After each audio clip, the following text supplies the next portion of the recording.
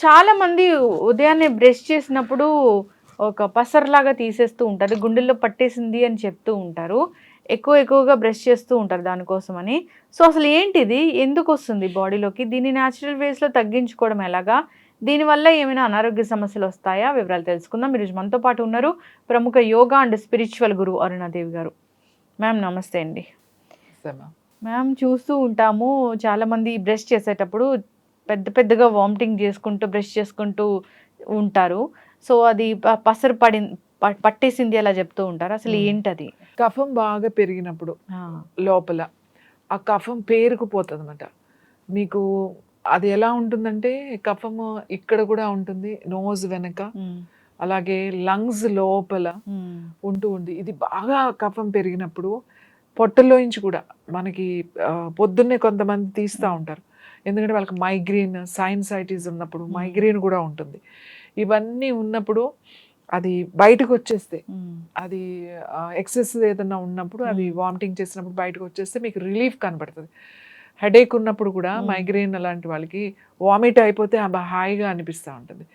ఇది ఇప్పుడు చాలా ఎక్కువైపోయింది ఈ కఫం అనేది. హ్మ్. నేను చెప్పాను ఇలా కరోనా తర్వాత ఈ హ్మ్. ఇష్యూస్ అన్నీ వస్తున్నాయి. హ్మ్. Lungs issues. హ్మ్. ఆ లోయర్ లంగ్స్‌లో ఎక్కడో మనకేదైనా వైరల్ ఫీవర్ వచ్చినప్పుడు హ్మ్. ఫీవర్ ఏం పెద్దగా ఉండదు మనకి. ఉంటే ఒక గంట ఉంటది. లేకపోతే ఒక రోజు కూడా ఉండదు. 100 కన్నా ఎక్కువ దాటదు.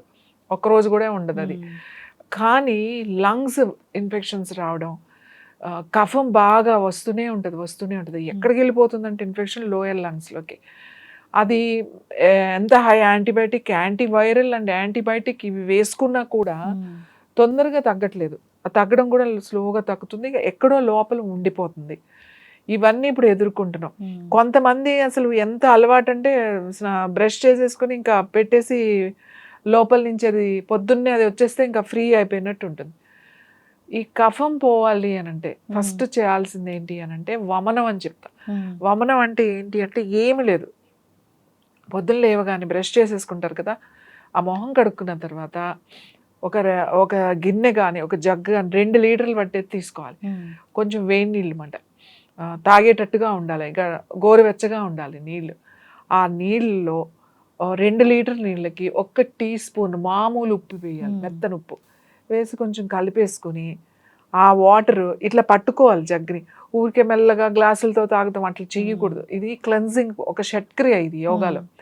చక్కగా కూర్చుని, ఆ గిన్నె గాని, ఆ జగ్గు గాని ఇలా పట్టుకుని, మెల్లగా ఆ స్మెల్ అది ఏం చూడకుండా మెల్లగా తాగేసేయాలి. మొత్తం కంటిన్యూగా తాగేయాలి.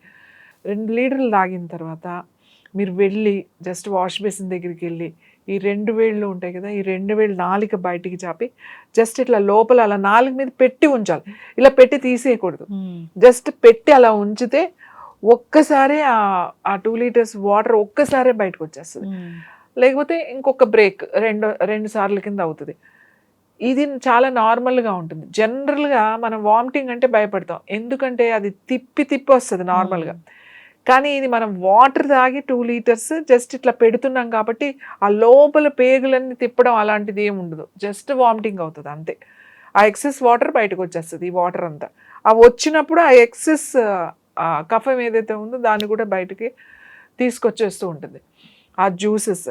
కొంతమందికి అది ఒక అలవాటుగా మారిపోయి పొద్దున్న లేచి ఒకటే వామిటింగ్ హ్మ్. చేసుకుంటారు. అది కూడా మంచిది కాదు అట్లా. హ్మ్. ఆ వచ్చే గ్రీన్‌దంతా అదేదో కఫం అని, ఎక్సెస్ అని దాన్ని పసరని అంటారు. హ్మ్. అదంతా పసరు ఎందుకంటే అది కొంచెం గ్రీన్‌గా ఉంటది కాబట్టి పసరు అనుకుంటారు. కానీ అవి జ్యూసెస్, డైజెస్టివ్ జ్యూసెస్, ఎంజైమ్స్ కూడా ఉంటాయి అందులో. హ్మ్. కాబట్టి అలా రోజు కూడా చేసుకోవడం మంచిది కాదు. కానీ మనకు తెలుస్తది కఫం ఉంది అనంటే నార్మల్ వాటర్ అలా తాగి మీరిలా చెయ్యగానే ఆ వాటర్‌తో పాటు ఏదైనా ఉంటే కొంచెం వచ్చేస్తది. ఇది చాలా సింపుల్. నార్మల్ వామిటింగ్‌కి దీనికి అసలు కంపారిజన్ లేదు. ఎందుకంటే అది వేరు అది తిప్పి వస్తది. ఇది అలా రాదు. జస్ట్ మనం వాటర్ తాగుతాం ఎక్సెస్ వాటర్‌ని తీసేస్తాం బయటికి. చాలామంది ఇలా పెట్టి వాటర్ వచ్చేటప్పుడు తీసేస్తారు. చెయ్యి తీయకుండా అలానే పెట్టాలి. అప్పుడు టక్కుమని వచ్చేస్తది ఒక్కసారి. హాయిగా ఉంటుందన్నమాట. పొట్టంతా కూడా క్లీన్ అవుతుంది. వెయిట్ పెరగకుండా ఉంటారు. పొట్ట దగ్గర ఫ్యాట్ పెరగకుండా ఉంటుంది. తర్వాత ఈ తలనొప్పి రావడం, ఈ సైనస్, మైగ్రేన్ ఇలాంటివి ఉన్న వాళ్ళకి కూడా అది చాలా మంచిదన్నమాట. ముఖ్యంగా ఈ అసిడిటీ ప్రాబ్లం, ఇండైజెషన్ ప్రాబ్లమ్స్ ఉంటాయి కదా, ఏమన్నా అరగక ఆ లోపల ఏమన్నా ఉన్నా కూడా, ఆ డైజెషన్ కానివి ఏమన్నా ఉన్నా కూడా అవి కూడా వచ్చేస్తాయి. వారానికి ఒక్కసారి చేసుకోండి అని చెప్తాం. వీక్లీ వన్స్ అట్లా పొద్దున్నే లేచి మొహం కడిగేసుకొని ఫస్ట్ కొంచెం వేడి నీళ్ళు పెట్టుకొని మంచినీళ్ళు దాంట్లో 2 లీటర్స్కి ఒక చిన్న స్పూన్తో ఉప్పు కలుపుకొని తాగేసి వామిటింగ్ చేసుకుంటే చాలా రకాల తలనొప్పి రావడము, తర్వాత ఆ లోపల ఎక్సెస్ ఏదైతే ఉందో అది ఉండిపోవడము, తిప్పడం, అది ఎంత తిప్పుతుందంటే 2, 3 రోజులు 4 రోజులు కంటిన్యూస్గా సన్నగా తలనొప్పి కడుపులో తిప్పుతూ ఉంటుంది. సింపుల్గా ఇలా తాగి చేస్తారు అంటే మీకు అసలు ప్రాబ్లమే ఉండదు.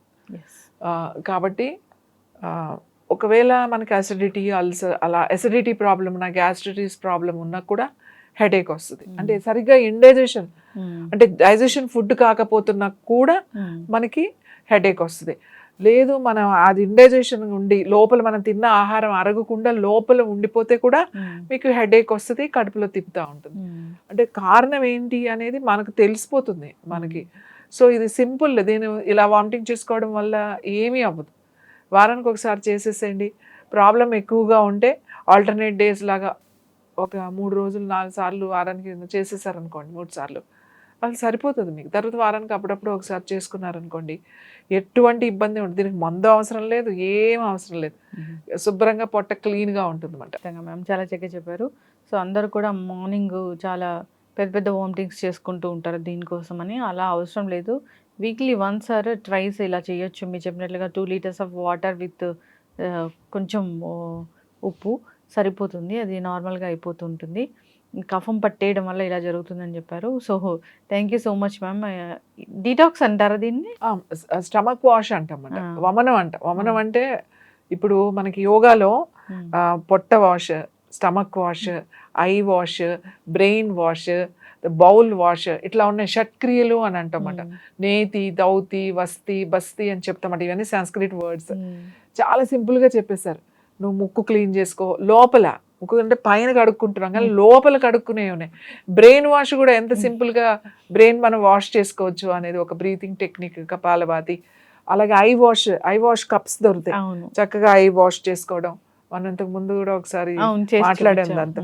ఐ వాష్ కప్స్, తర్వాత సూత్రనేతి, sinus, migraine, severe sinus migraines ఉంటాయి. ఎన్నో ఇయర్స్ నుంచి సఫర్ అవుతున్నాం అండి, అన్ని మందులు వాడని తగ్గట్లేదు. ఏం లేదు, మేము వాళ్ళకి నేర్పించేసి పంపించేస్తాం. చేసి 2-3 సార్లు చేసి మీరే చేసుకోండి వారానికి ఒకసారి అని. పిల్లలకి జలుబు బట్టి ఆ జలుబు ముక్కులోంచి రాక చాలా ప్రాబ్లం ఉంటుంది. కాబట్టి ఇవన్నీ కూడా యోగాలో షట్క్రియలు అని అంటాం. షట్క్రియలు అంటే క్లెన్జింగ్ టెక్నిక్స్ అన్నమాట.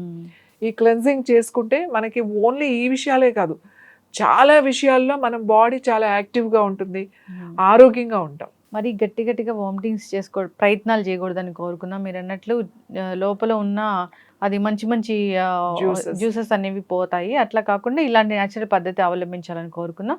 చక్కటి ఇన్ఫర్మేషన్ మ్యామ్, ధన్యవాదాలు.